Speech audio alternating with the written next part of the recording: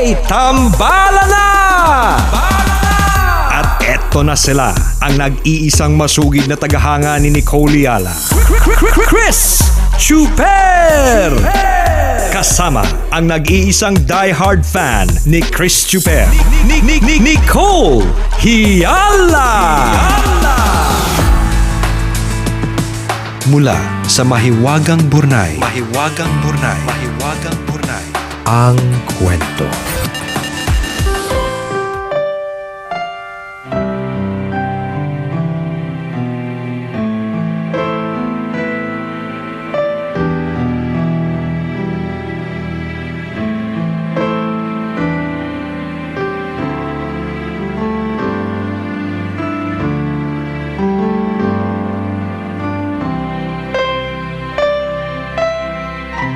Lumaki ako sa aking mga lola at tiyahin na masidhi ang debosyon sa Poong Nazareno.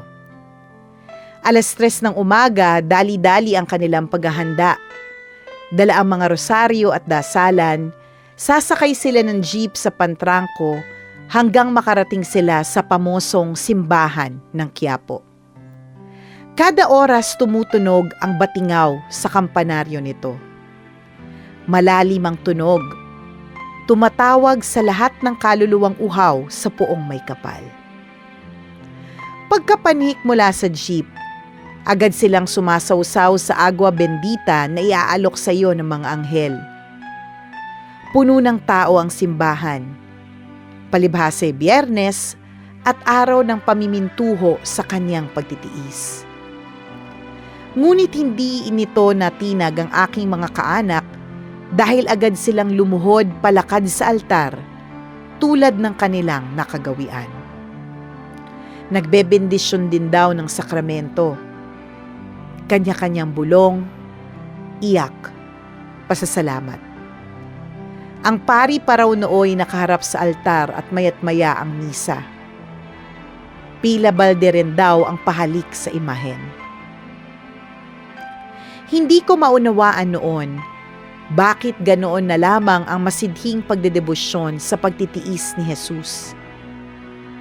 Ipinaliwanag sa akin ng aking lola na dito humuhugot ang mga Pilipino ng lakas dahil dinala ng manunubos ang sakit, dalahin, salot at suliranin, pawang nagkatawang-tawang Diyos at nakipamayan sa atin.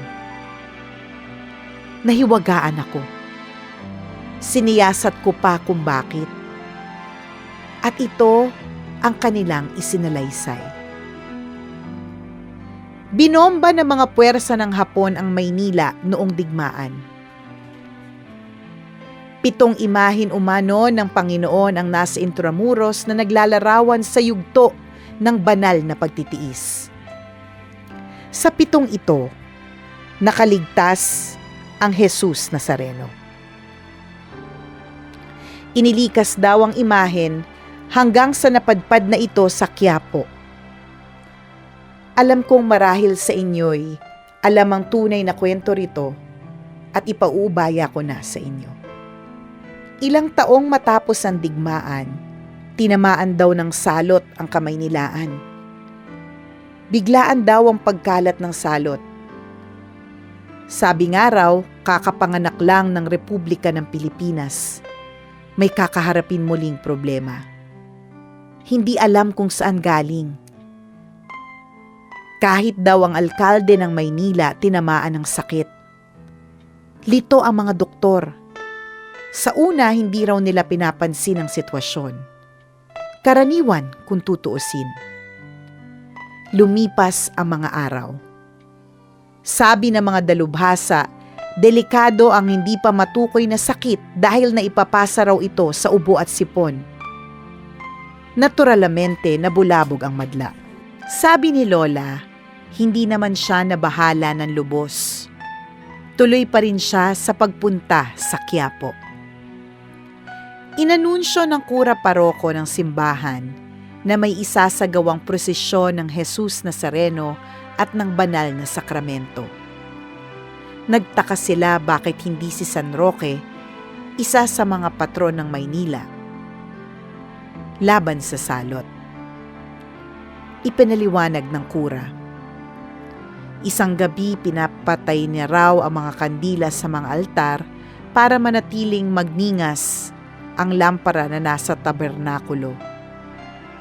Pagkaraan ng ilang sandali, nakita niyang bumaba umano ang poon sa altar. Bilang pare na nabubuhay sa panahon ng pagyabong ng medisina sa bansa, may ilan siyang konsiderasyon sa sarili. Baka raw, nagugulumihanan siya dahil katatapos lang ng digmaan. Ngunit hindi. Nagpakita umano ang Panginoon sa kanya. Nakita niyang bumaba sa luklukan ang puon, katulong ang mga anghel para buhati ng krus. Ang sabi umano ng Panginoon, bakit daw siya nilimot ng kanyang mga minamahal? Puno raw ang kanyang tahanan, ngunit walang laman ang puso ng marami. Marami na rin anya ang nanlamig sa pagmamahal sa Diyos. Dooy lumalim ang sugat niya sa balikat at sa kanyang puso dahil sa kawalang pasasalamat ng mga nilikha. Magpapasya raw siyang ikutin ang lungsod para ipamalas ang kanyang pagmamahal sa lahat kahit siya ay lubos na nasasaktan. Doon na natapos ang pangitain ng kura.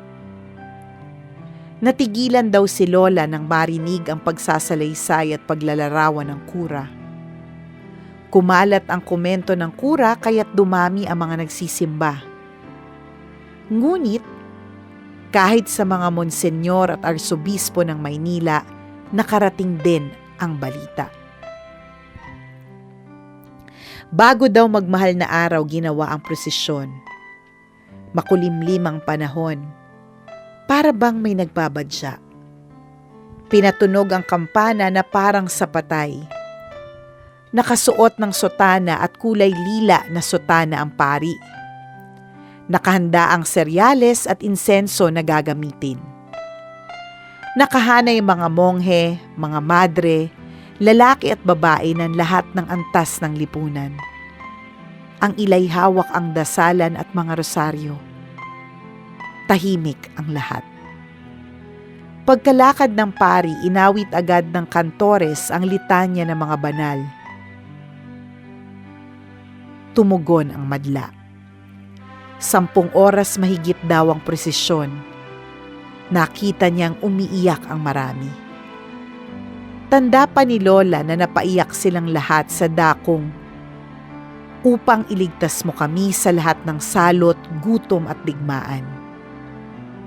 Naiyak sila kasi naalala daw nila ang hirap noong giyera. Inilarawan pa ni Lola na may ilan sa prosesyon na itinaas ang kamay at mga sanggol na kanilang kalong na ang tanging dasal lang ay, kaawaan mo kami. Hindi na naituloy ni Lola ang kwento. Sinara na niya ang kanyang mga matang pagalna at sambit ang Ave Maria. Hinaplos ko ang kanyang mga kamay habang nagpipigil ng luha. Doon ko mas naunawaan ang hiwaga ng pananampalataya. Ang kwentong ito ay ginawa ko sa aking desk sa opisina noong March 14, 2020. Isang araw bago ideklara ang community quarantine sa NCR. Na-inspire akong likhain ito dahil sa debosyon ng angka namin sa Poong Jesus Nazareno sa Quiapo at isang obra na mababasa sa internet kung saan bumaba sa altar ang naturang imahen. Umani ito ng 321 likes at 299 shares sa Facebook ko. Ako po si Jericho Aguitan, isang tambalanista.